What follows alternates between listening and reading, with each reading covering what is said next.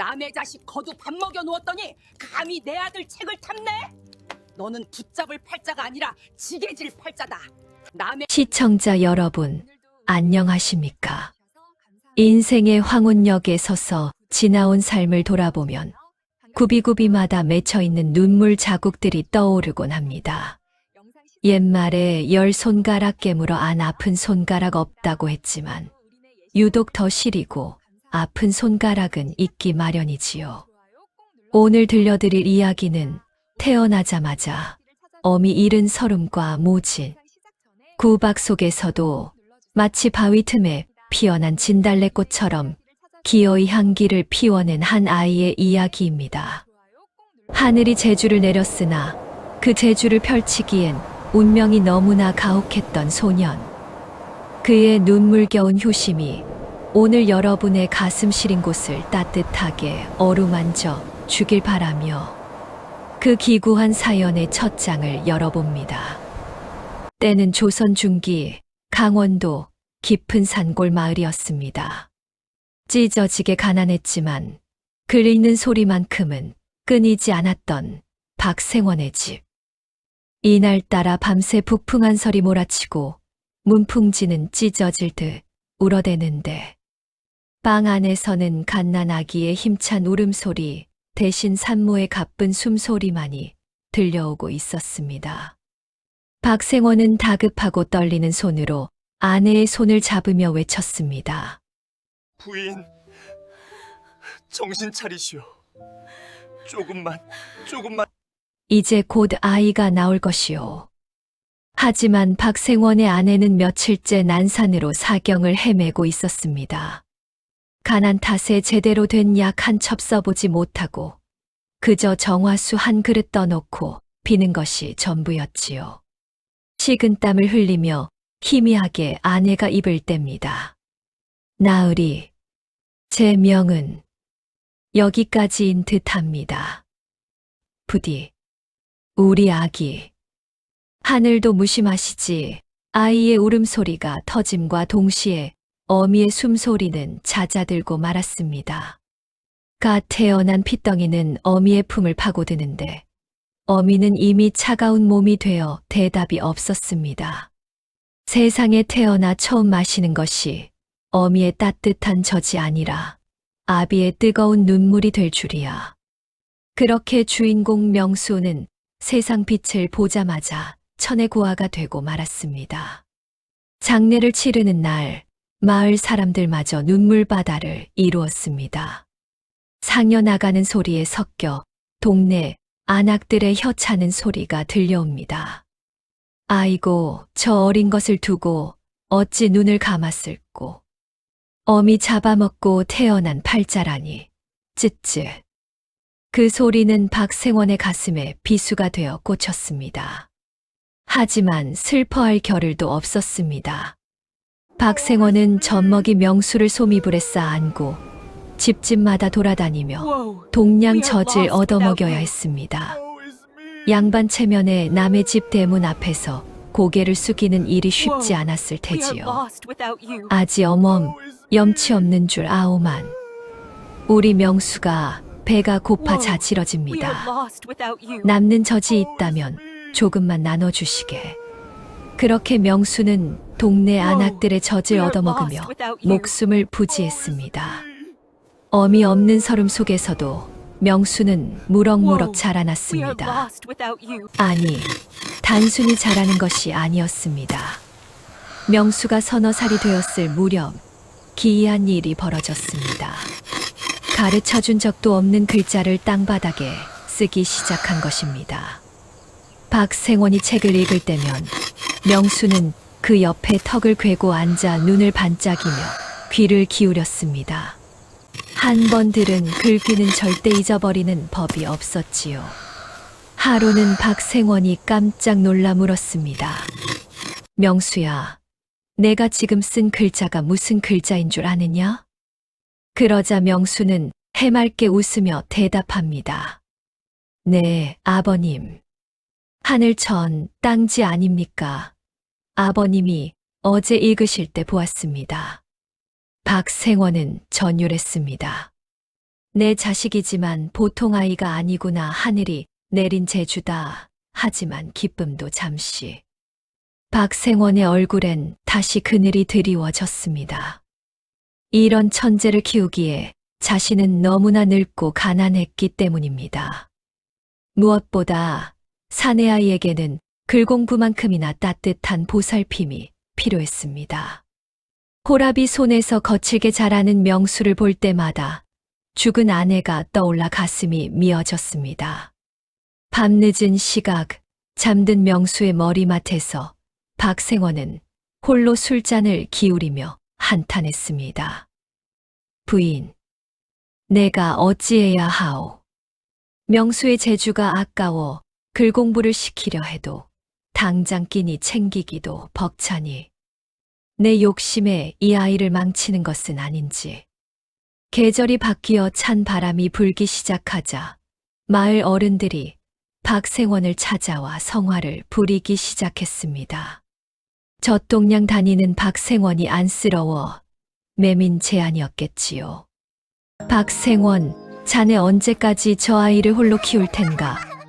건너 마을에 남편 잃고 혼자 사는 여인이 있다네. 생활력도 강하고 아이도 잘 돌본다 하니 합가를 하는 게 어떻겠나. 박생원은 고개를 저었습니다.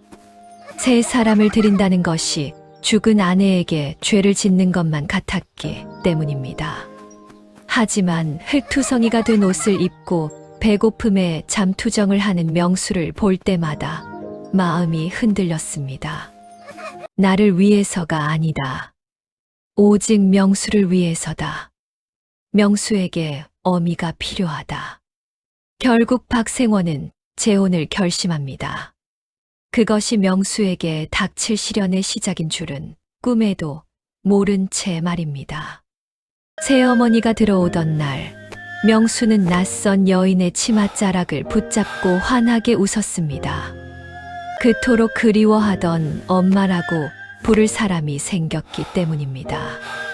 어머니, 제 어머니가 되시는 건가요? 하지만 여러분, 운명은 어찌 이리도 얄궂은 것일까요? 웃고 있는 명수의 머리를 쓰다듬는 새어머니의 눈빛이 어딘가 서늘하게 느껴지는 것은 저만의 착각이었을까요? 가엾은 천재 소년 명수의 앞날에 먹구름이 몰려오고 있었습니다. 박생원의 집에 새어머니가 들어오고 집안에는 실로 오랜만에 온기가 도는 듯 했습니다. 구멍난 문풍지가 메워졌고 마당에는 빨래가 펄럭였으며 부엌에서는 구수한 밥 짓는 냄새가 피어올랐습니다.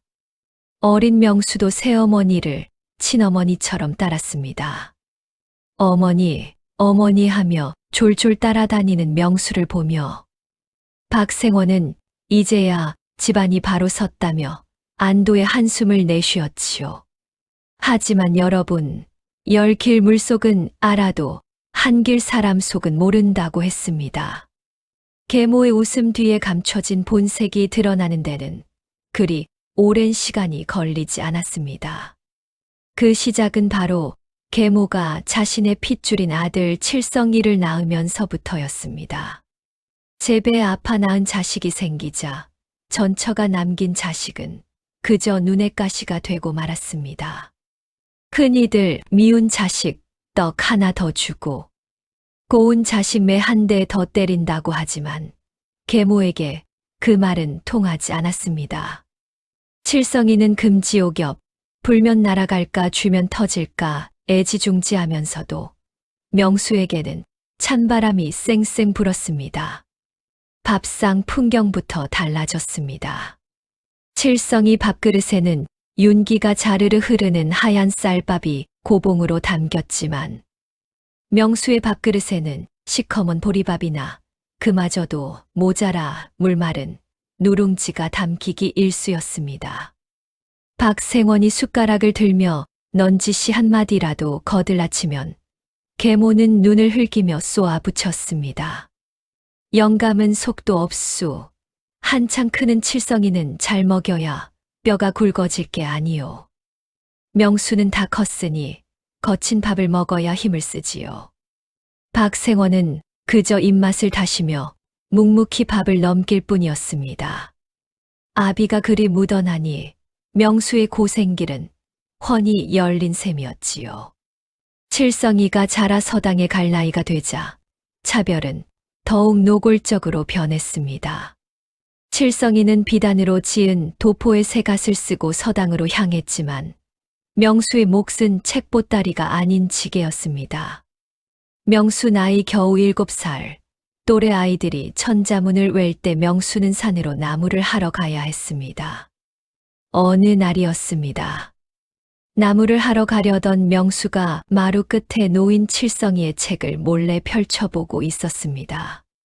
글자가 어찌나 그리운지 명수는 먹먹한 가슴으로 책장을 넘기며 글자 하나하나를 눈에 담고 있었습니다.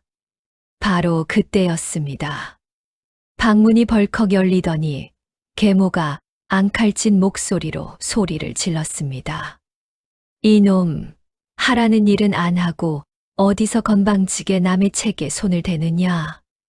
명수는 화들짝 놀라 책을 떨어뜨리며 바닥에 납작 엎드렸습니다. 어머니, 잘못했습니다. 글자가 너무 보고 싶어서 그만.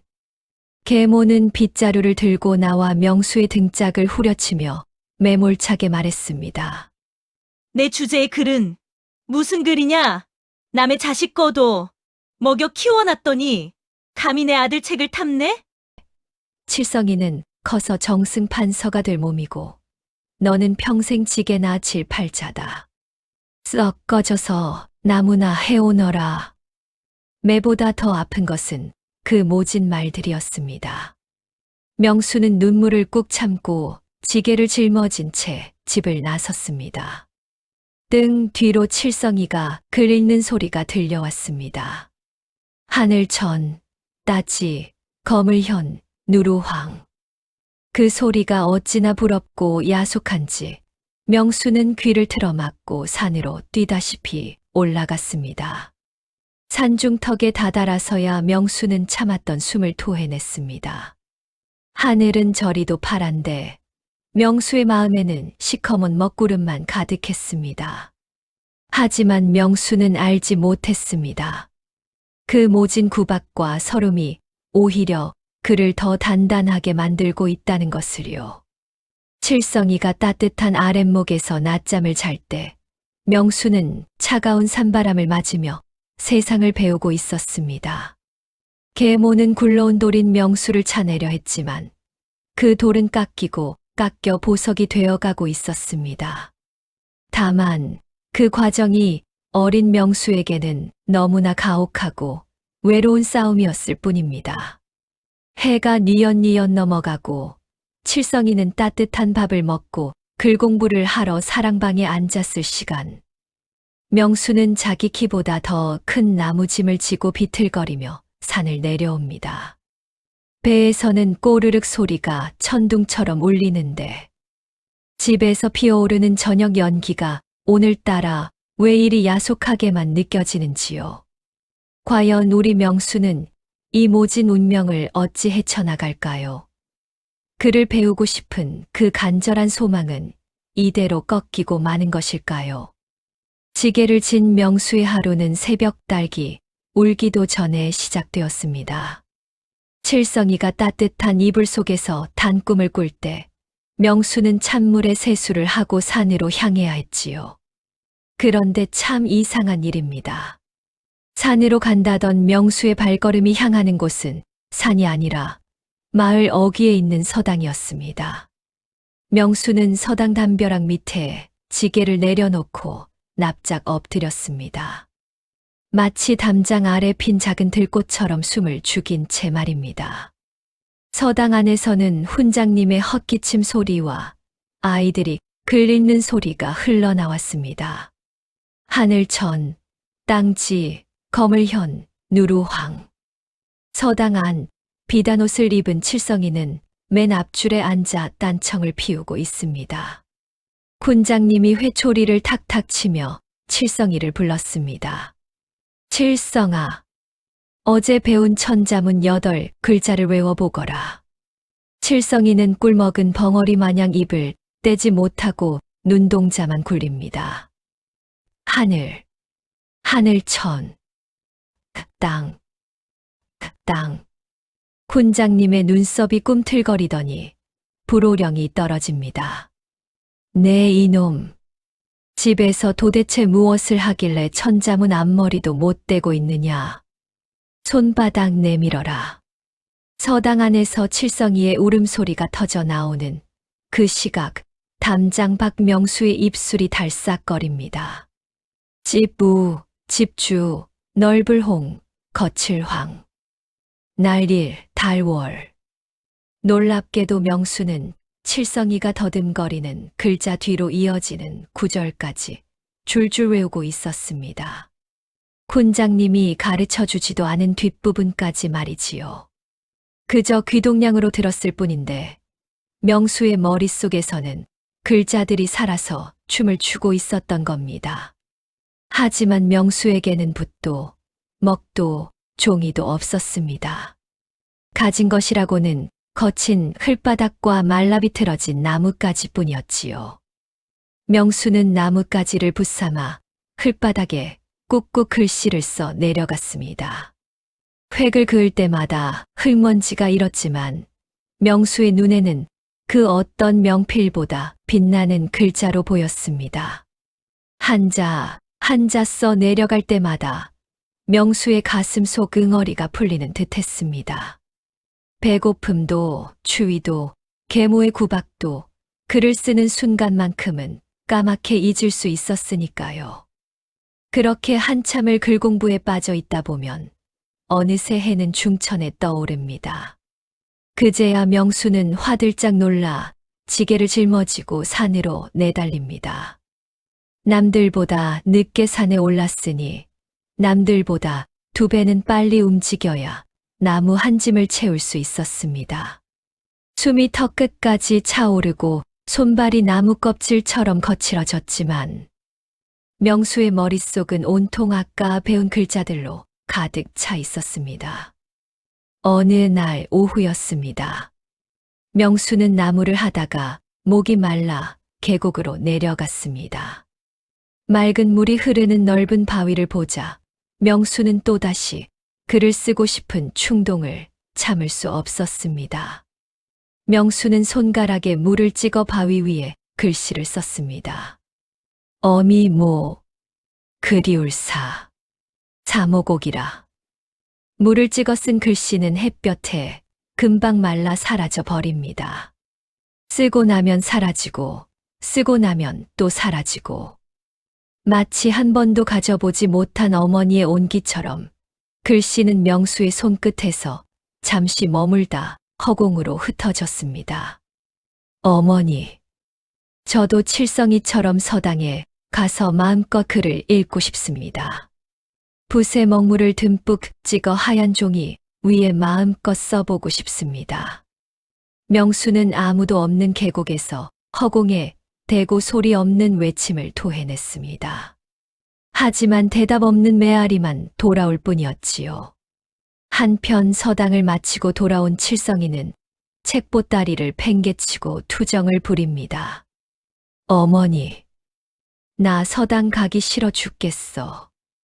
군장님은 맨날 나만 미워하고 회초리만 든단 말이야. 나 공부 안 할래. 계모는 그런 칠성이를 얼싸안고 어르고 달랩니다. 아이고, 내 새끼. 군장 영감이 노망이 났나 보다.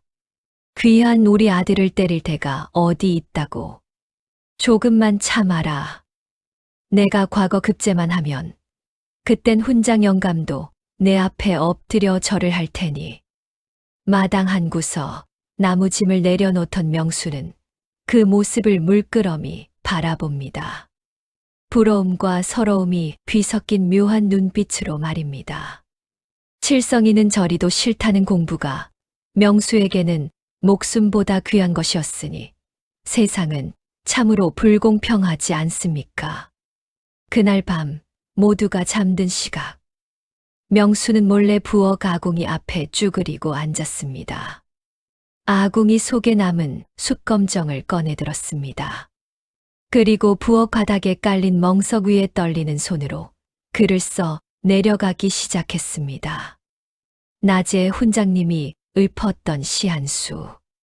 소녀는 늙기 쉽고 학문은 이루기 어려우니 짧은 시간이라도 가볍게 여기지 말라. 새까만 숯검정이 명수의 손과 얼굴을 더럽혔지만 명수의 눈동자만큼은 별처럼 빛나고 있었습니다. 그런데 여러분, 꼬리가 길면 밟힌다고 하지요. 명수의 이 비밀스러운 공부가 언제까지나 계속될 수 있을까요? 새벽녘 물을 마시러 나왔던 박생원이 부엌 쪽에서 새어나오는 인기척을 느꼈습니다. 도둑이라도 든 줄 알고 조심스레 부엌 문을 연 박생원의 눈앞에 믿을 수 없는 광경이 펼쳐집니다. 새까만 얼굴로 바닥에 무언가를 열심히 쓰고 있는 명수. 그리고 그 바닥에 적힌 기가 막히게 힘있는 글씨들. 박생원은 숨이 턱 막히는 것 같았습니다. 내 아들이 나무만 하러 다니던 내 아들이 언제 저런 글을 익혔단 말인가. 박생원의 인기척에 놀란 명수가 화들짝 뒤를 돌아봅니다. 숯검정이 잔뜩 묻은 얼굴로 죄지은 사람 마냥 바들바들 떨고 있는 명수. 아, 아버님, 잘못했습니다. 다시는 안 그러겠습니다. 명수는 싹싹 빌며 뒷걸음질 쳤습니다. 그 모습을 보는 박생원의 가슴이 찢어지는 듯 했습니다. 천재성을 숨기고 죄인처럼 살아야 했던 아들. 그리고 그 재능을 이제야 목격하게 된 아버지. 이 밤의 발견은 과연 명수의 운명을 바꿔놓을 수 있을까요? 아니면 더 큰 시련을 불러오게 될까요? 부엌 바닥에 엎드려 바들바들 떨고 있는 명수를 내려다보던 박생원. 그의 눈에서 떨어진 것은 불호령이 아니라 뜨거운 눈물이었습니다. 박생원은 숯검정 투성이가 된 아들의 손을 덥석 잡고 일으켜 세웠지요. 박생원이 떨리는 목소리로 말합니다. 이놈아, 내가 이 글을 다 썼단 말이냐. 내 아들이 천재였구나. 이 아비는 그것도 모르고 너를 지게꾼으로만 살게 했구나. 박생원은 명수를 와락 껴안았습니다. 명수는 난생 처음 느껴보는 아버지의 따뜻한 품에서 엉엉 소리 내어 울었습니다. 서러움이 눈 녹듯 사라지는 순간이었습니다. 박생원은 그 길로 방에 들어가 귀한 종이와 붓을 꺼내 명수에게 쥐어주었습니다. 명수가 붓을 놀려 일필이지로 시 한 수를 써 내려가자 박생원은 무릎을 치며 감탄했지요. 이제 우리 집안을 다시 일으킬 봉황이 났다고 말입니다. 하지만 여러분, 호사다마라고 했던가요? 방문 밖 문구멍으로 이 광경을 지켜보는 이가 있었으니 바로 계모였습니다. 계모의 눈동자가 질투와 불안감으로 이글거렸습니다. 계모는 속으로 생각했지요. 저 녀석이 저리 똑똑하면 내 아들 칠성이는 평생 저 놈 발밑이나 기어다니겠구나. 게다가 영감이 죽고 나면 전답이며 집이며 몽땅 장남인 명수 차지가 될 게 뻔하지 않은가. 안 된다. 내 아들 몫을 뺏길 수는 없다. 계모의 모성애는 삐뚤어진 욕망이 되어 명수를 향한 칼날로 변했습니다. 계모는 그날 밤 잠을 이루지 못하고 뒤척이다가 무서운 계략을 꾸미기 시작했습니다. 싹이 너무 푸르니 뿌리째 뽑아버려야겠다고 독하게 마음먹은 것입니다. 며칠 뒤 평화롭던 박생원의 집에 난리가 났습니다. 계모가 대청마루에서 땅을 치며 통곡을 하기 시작한 겁니다. 아이고, 이를 어쩌나. 제사상에 올리려고 모아둔 엽전 꾸러미가 감쪽같이 사라졌네. 도둑이야. 집안에 도둑이 들었어. 박생원이 놀라 뛰어나왔고 집안 식구들이 모두 모였습니다. 계모는 도끼 서린 눈으로 명수를 노려보며 소리쳤습니다. 외부인 출입이 없었는데 돈이 없어졌으니 범인은 이 안에 있다. 다들 짐을 풀어보아라. 칠성이의 방, 하인들의 방을 다 뒤져도 돈은 나오지 않았습니다. 마지막으로 명수의 차례가 되었지요. 명수는 결백한 마음에 당당하게 자신의 낡은 옷보따리를 내밀었습니다.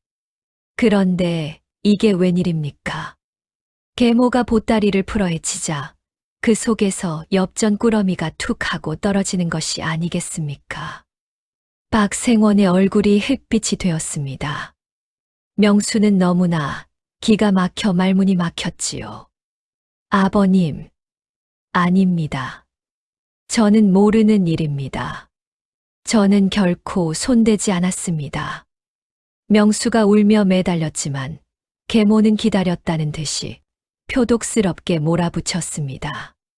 어쩐지 밤마다 몰래 글을 쓴답시고 설치더니 배운 게 도둑질이었구나. 글 공부 시켜준 은혜를 도둑질로 갚다니. 영감, 이래도 저 놈을 감싸고 둘 겁니까? 내 자식 교육 망치기 전에 당장 내쫓으세요. 만약 저 놈을 안 쫓아내면 내가 칠성이 데리고 나가겠소. 박생원은 괴로움에 머리를 감싸 쥐었습니다. 명백한 증거가 나온 마당에 아내의 서슬퍼런 협박까지 더해지니 우유부단한 박생원으로서는 어찌할 도리가 없었습니다.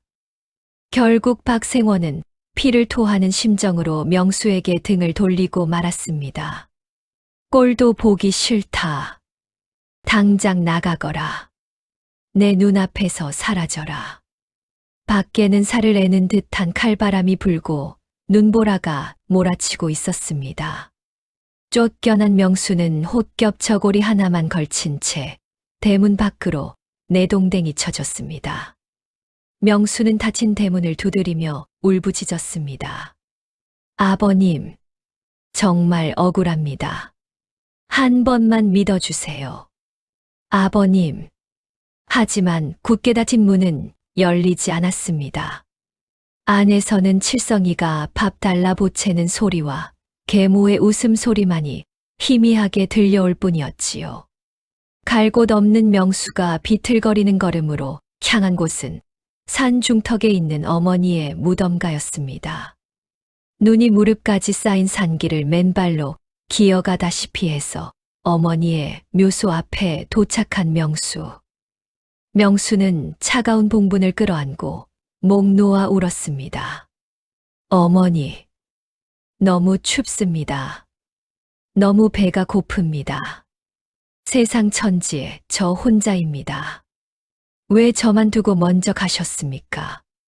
저도 어머니 곁으로 데려가 주세요. 제발 저 좀 데려가 주세요.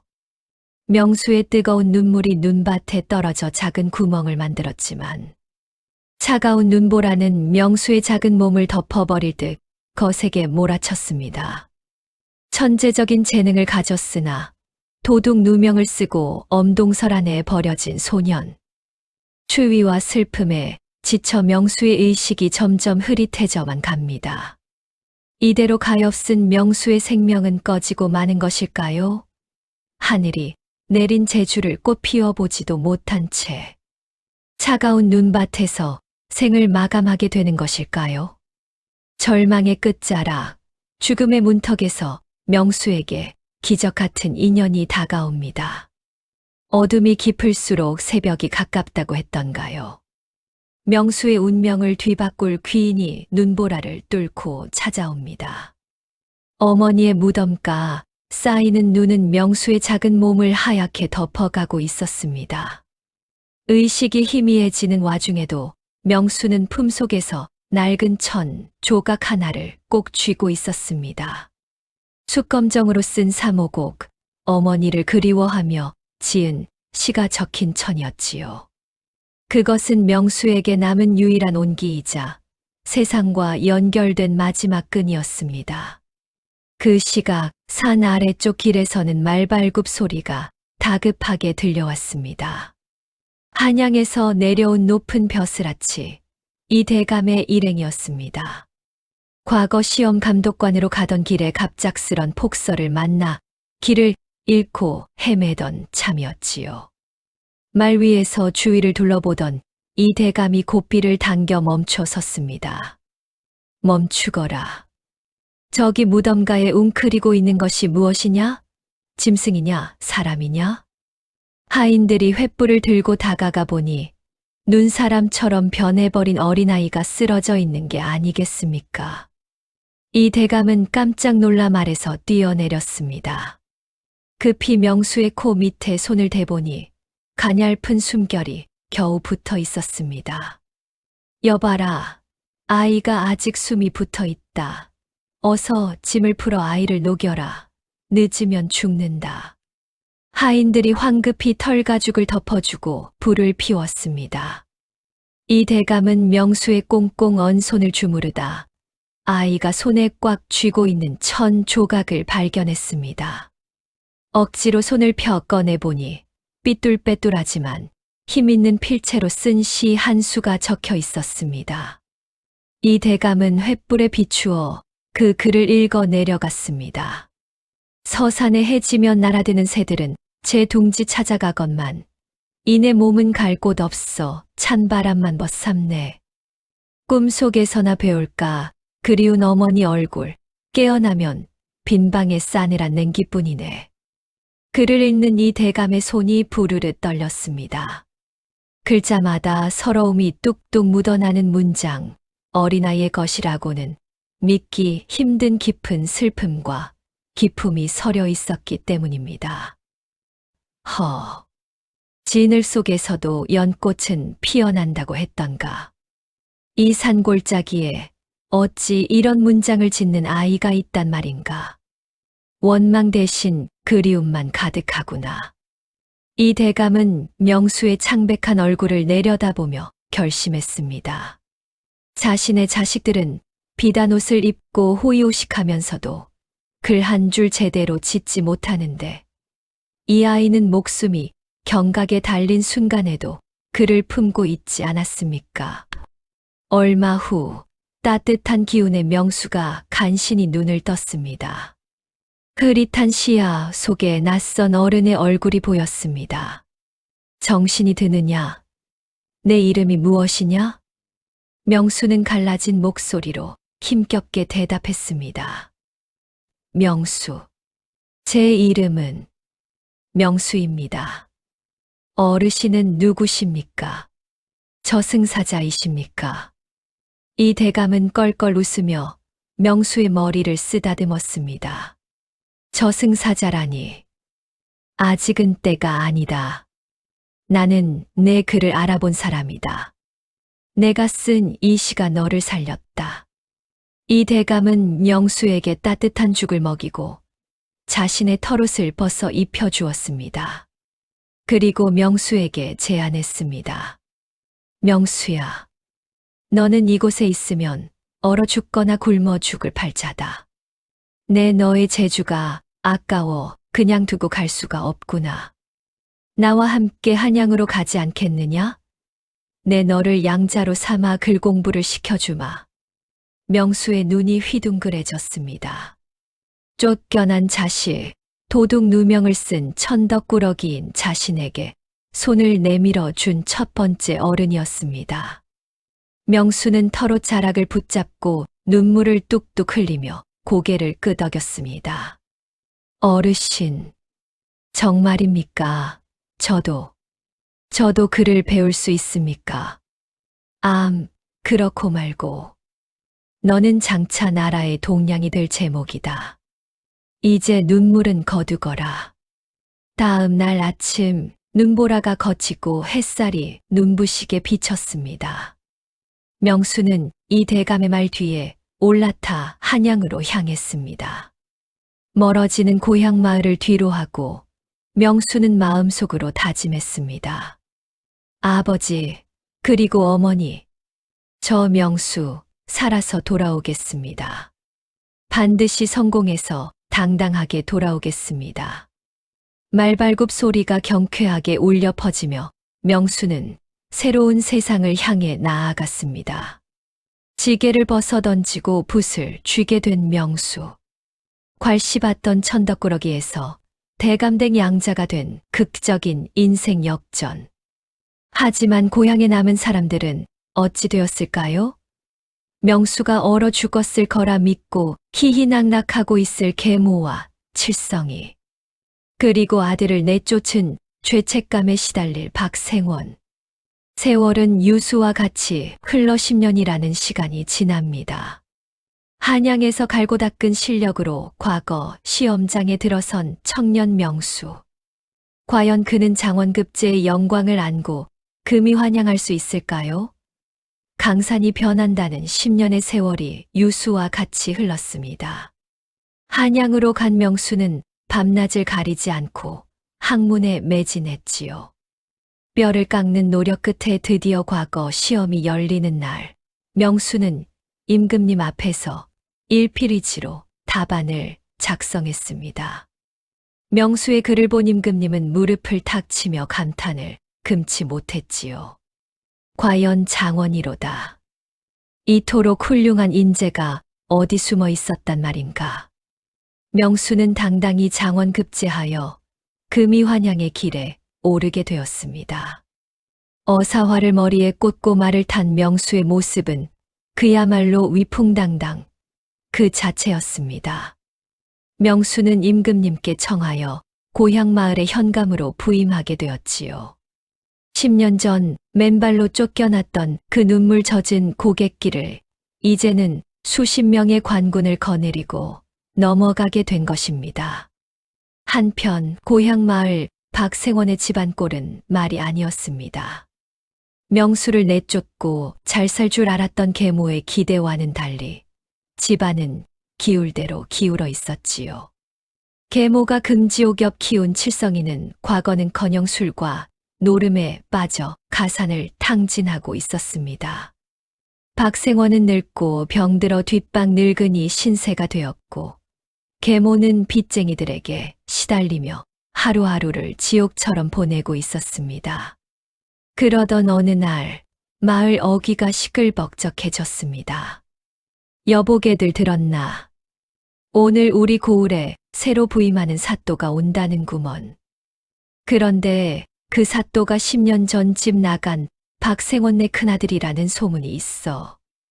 그 소문을 들은 계모의 심장이 철렁 내려앉았습니다. 그럴 리가 없다. 그 추운 날 호적삼 하나 입고 쫓겨난 놈이 살았을 리가 없어. 분명 산짐승밥이 되었을 텐데. 귀신이 아니고서야 어찌 돌아온단 말인가. 계모는 애써 부정하며 방문을 걸어 잠갔습니다. 하지만 밖에서 들려오는 징소리와 북소리는 점점 가까워져만 갔지요. 사또 행차시오. 물러거라. 마을 사람들이 구름대처럼 몰려나와 환호를 보냈습니다. 그리고 그 행렬은 정확히 박생원의 집 대문 앞에서 멈춰 섰습니다. 대문이 활짝 열리고 관복을 입은 늠름한 청년이 마당으로 들어섰습니다.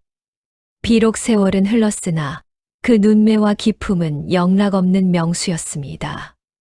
마당에 멍하니 서 있던 칠성이가 턱을 떨며 뒷걸음질 칩니다. 형님, 정말 형님입니까? 방 안에서 떨고 있던 계모가 엉금엉금 기어 문틈으로 밖을 내다보았습니다. 그리고는 그만 혼절할 듯 뒤로 나자빠지고 말았지요.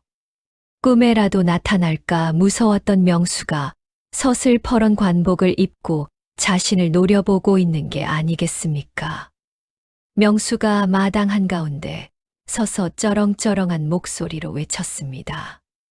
아버님, 불효자 명수가 돌아왔습니다. 그동안 강건하셨습니까?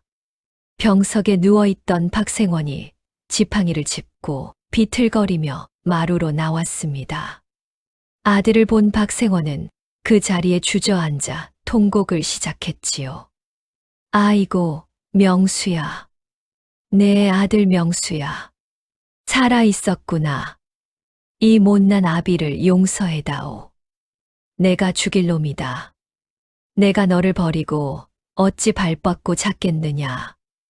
명수는 달려가 늙은 아버지를 부둥켜 안았습니다. 부자의 눈물이 마당을 적셨습니다. 하지만 감동도 잠시 명수의 시선이 싸늘하게 식으며 방문 쪽을 향했습니다. 어머니는 어디 계십니까? 저를 키워주신 어머니께 인사를 올려야지요. 명수의 목소리에는 날카로운 가시가 돋쳐 있었습니다. 계모는 사시나무 떨듯 떨며 방구석으로 숨으려 했지만 관졸들이 방문을 벌컥 열어 젖혔습니다. 머리를 산발한 채 공포에 질린 계모의 모습이 만천하에 드러났습니다. 계모는 생각했습니다. 이제 나는 죽은 목숨이다. 10년 전 도둑 누명을 씌워 엄동설 안에 내쫓은 죄를 어찌 갚을꼬. 저 놈이 내 목을 치겠구나. 내 아들 칠성이도 가만두지 않겠구나. 계모는 체면이고 뭐고 마당으로 기어 나와 명수의 발 아래 납작 엎드려 머리를 찧었습니다.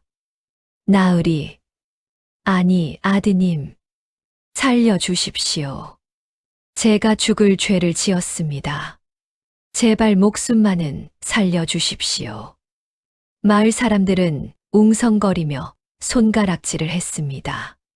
저 못된 계모, 이제 천벌을 받는구나. 인과응보지. 꼴 좋다. 명수는 허리춤에 찬 칼자루를 만지작거리며 계모를 내려다보았습니다. 그 서늘한 눈빛에 계모는 숨조차 쉴 수 없었습니다. 10년 묵은 원한을 갚을 절호의 기회. 과연 명수는 칼을 뽑아 계모의 목을 칠까요? 아니면 칠성이와 함께 옥에 가두어 평생 썩게 만들까요? 모두가 숨죽여 지켜보는 가운데 명수의 입이 천천히 열립니다. 명수의 손이 허리춤으로 향하자 마당에 모인 사람들은 모두 숨을 죽였습니다. 드디어 올 것이 왔구나. 10년 묵은 원한을 피로 씻겠구나. 계모는 공포에 질려 눈을 질끈 감았고 칠성이는 다리가 풀려 주저앉고 말았습니다. 박생원조차 차마 눈을 뜨고 볼 수 없어 고개를 돌렸지요.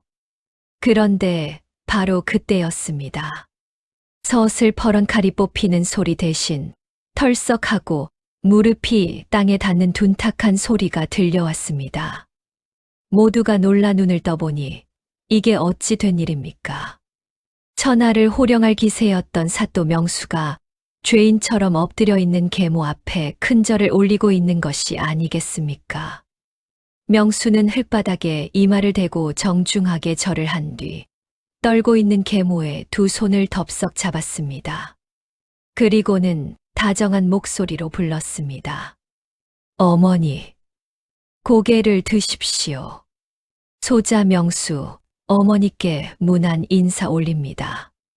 계모는 믿을 수 없는 상황에 눈만 껌벅이며 파들파들 떨었습니다. 아니, 나으리. 이게 무슨, 저를 죽여주십시오. 저는 죽어 마땅한 죄인입니다. 그러자 명수는 계모의 거친 손을 자신의 뺨에 갖다 대며 말했습니다. 어머니, 지난 세월 저를 낳아주신 분도 어머니지만 가난 속에서 저를 먹이고 입혀주신 분도 어머니십니다. 비록 밥 대신 눈칫밥을 먹었고 글공부 대신 지게를 졌지만 그 모진 시련이 없었다면 제가 어찌 이를 악물고 공부하여 오늘의 이 자리에 올 수 있었겠습니까? 명수의 눈에서 기어이 참았던 눈물이 한 방울 뚝 떨어져 계모의 손등을 적셨습니다. 그날 밤 저를 내쫓으신 것도 압니다. 하지만 그것은 어머니의 악독함 때문이 아니라 지독한 가난이 시킨 일이라 여기겠습니다. 제 핏줄인 칠성이라도 배불리 먹이고 싶었던 그 어미의 마음을 제가 자식을 낳아 기르다 보니 이제야 조금은 알 것 같습니다. 명수의 말 한마디 한마디가 마당에 모인 사람들의 가슴을 파고들었습니다. 구경꾼들 사이에서 훌쩍거리는 소리가 터져 나오기 시작했습니다. 칼로 베는 복수보다 더 무섭고 더 깊은 울림을 주는 용서의 칼날이 계모의 심장을 관통한 것입니다. 계모는 명수의 품에 얼굴을 묻고 짐승처럼 울부짖었습니다. 아이고, 명수야. 내가 눈이 멀었었다. 내가 사람 탈을 쓰고 짐승 짓을 했구나. 봉황을 몰라보고 내 손으로 내쳤으니 이 죄를 어찌 다 갚느냐. 차라리 나를 쳐라. 내 목을 쳐라. 계모의 통곡 소리가 박생원의 집 담장을 넘어 온 마을에 메아리 쳤습니다. 그것은 단순히 살려달라는 비명이 아니라 뼛속 깊은 곳에서 우러나오는 참회의 절규였습니다. 옆에서 지켜보던 칠성이도 엉금엉금 기어와 명수의 바짓가랑이를 잡고 울었습니다. 형님, 죽을 죄를 지었습니다. 형님 쫓겨나고 제가 잘 될 줄 알았는데 천벌을 받아 집안 꼴이 일이 되었습니다. 저를 때려 주십시오. 명수는 칠성이를 일으켜 세우며 흙먼지를 털어주었습니다. 칠성아, 너도 내 동생이다. 지난 일은 다 잊자. 이제 우리 가족 다시는 헤어지지 말고 오순도순 살아보자꾸나. 노년의 박생원은 두 아들과 아내가 얼싸안고 우는 모습을 보며 하염없이 눈물을 흘렸습니다. 죽은 줄만 알았던 아들이 살아서 돌아온 것도 기적인데 그 아들이 가져온 선물이 복수가 아닌 용서와 화해라니요. 마을 사람들도 수군거림을 멈추고 하나둘 눈시울을 붉혔습니다. 사또 어른이 진정 큰 사람이네. 저런 게 진짜 양반이지. 미움은 물에 새기고 은혜는 돌에 새긴다지 않나. 우리가 오늘 참으로 귀한 구경을 했네 그려. 차가운 겨울바람에 꽁꽁 얼어붙었던 박생원의 집에 비로소 따뜻한 봄바람이 불어오기 시작했습니다. 그것은 계절이 바뀐 탓이 아니라 명수의 넓은 마음이 얼어붙은 사람들의 마음을 녹였기 때문이겠지요. 여러분, 진정한 승리자는 누구일까요? 칼을 쥐고 상대의 목을 겨누는 자일까요? 아니면 무릎을 꿇어 상대를 감복시키는 자일까요? 명수는 오늘 칼보다 강한 것이 용서라는 사실을 몸소 보여주었습니다. 이제 모든 갈등이 눈 녹듯 사라지고 이 기구한 가족에게도 평화가 찾아올까요? 그날 이후 박생원의 집은 완전히 달라졌습니다.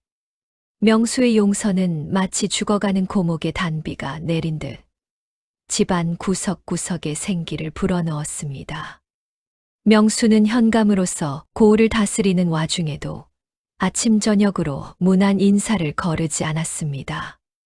맛난 음식이 생기면 가장 먼저 계모의 방으로 들고 갔고 좋은 옷감이 들어오면 칠성이의 옷부터 지어 입혔지요.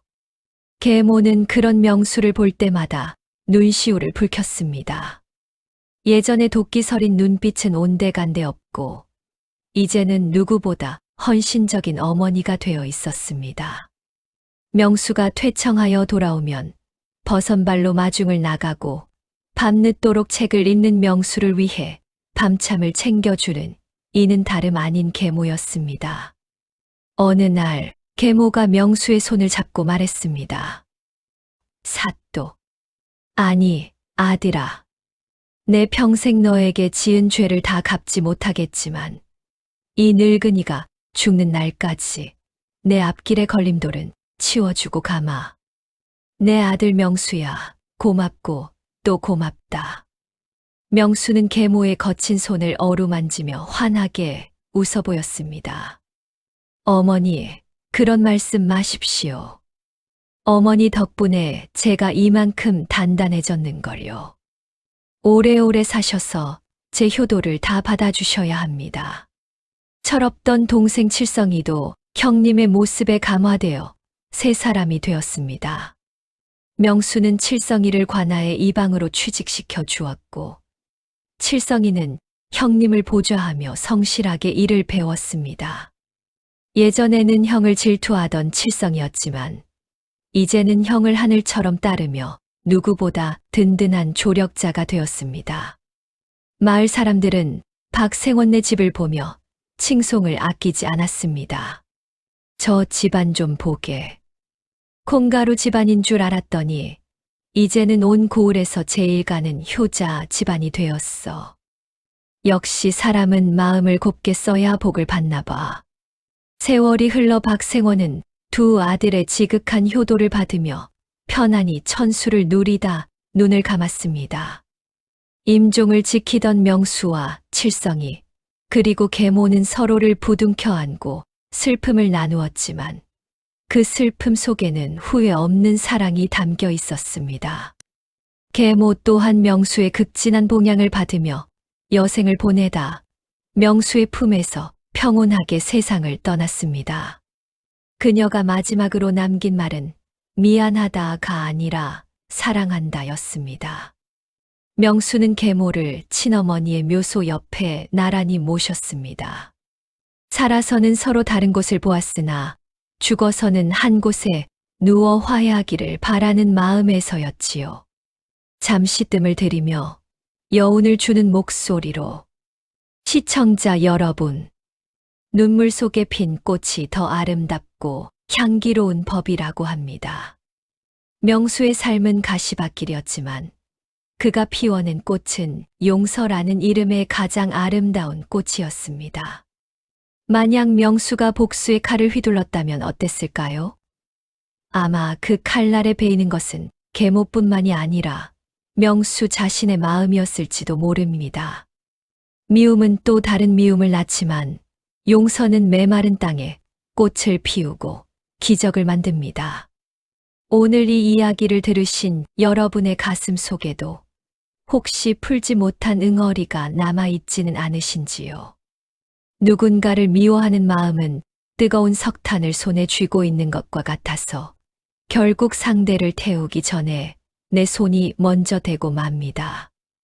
오늘 밤 명수가 보여준 그 따뜻한 용기의 불씨가 여러분의 마음 속에도 전해지기를 바랍니다. 미움은 물에 새겨 흘려보내고 은혜는 돌에 새겨 오래도록 간직하는 삶. 그것이야말로 우리가 남은 생을 가장 행복하게 사는 비결이 아닐까 합니다. 지금까지 야담 눈물 속에 핀 꽃, 계모 밑에서 자란 천재아이 이야기를 들어주신 여러분 고맙습니다. 오늘 밤도 평안하고 행복한 꿈 꾸시길 바랍니다.